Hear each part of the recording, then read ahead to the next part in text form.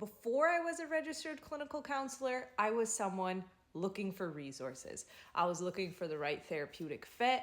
I was looking for some sort of self-help book or the right app or the right tool, just something to get some tools in my toolbox to be able to release, resource, and just get regulated again.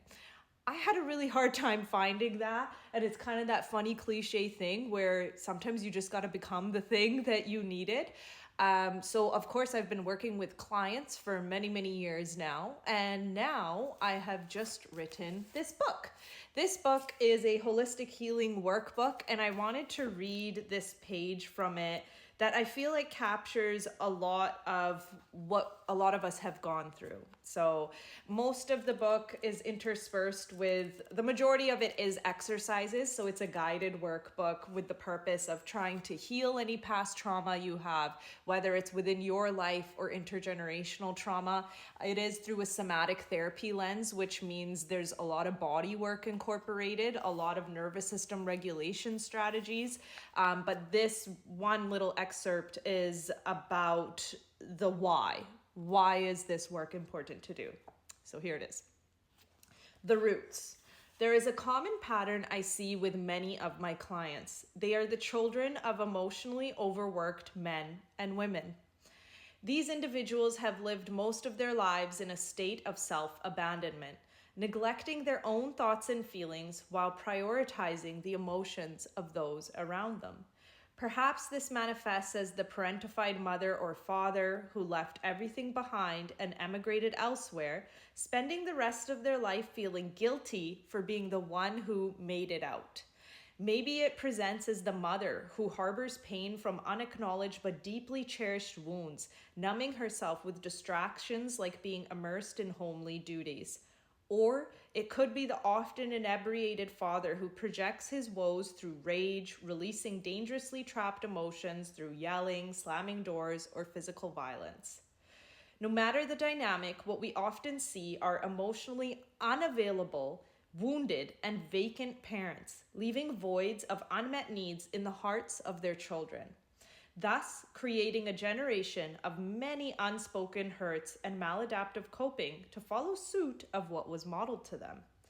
In order to heal our present struggles, we must reflect on the past. Many of our current issues, low motivation, burnout, negative relationship patterns, are deeply rooted in our upbringing. To fully understand our emotional inheritance, we must analyze key events that may have had an intergenerational impact on us. Experiences in one life, and then here's a little quote for you. Experiences in one lifetime can alter gene expression in the next generation. Isn't that a wild thing to think about? That our DNA is not just our DNA, it's also our experiences. Trauma in one generation can actually change the genetic code and makeup of the next generation. That's why it's really, really important to heal the stuff that has gone on in your life so it doesn't go to the next generation. Nothing occurs in isolation. If you had an emotionally distant mother or an angry father or strict and judgmental extended family members, it may be time to explore the deeper story, one that has shaped your own narrative in ways you might not yet recognize. So that's the kind of interlude that sets the tone for what the exercise is going to be. And then this is one of the most meaningful, important focal exercises in the entire book. It's about analyzing your DNA. So what traumas happened in your lifetime, what traumas occurred in your parents' lifetime, and what traumas shaped your grandparents' lifetime. So you're going to talk about things like diseases, deaths, divorces, runaways, scarcity, conflict, poverty, hardships, big changes.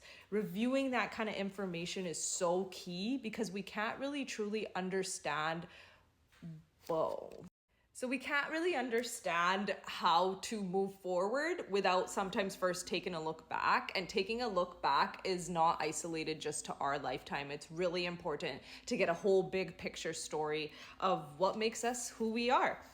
So I'd love to hear your thoughts and feelings as to what you think about a workbook. Do you think that they could have the potential to heal and release some trauma and course correct, change someone's trajectory? Or do you think that really needs to happen in a therapeutic alliance?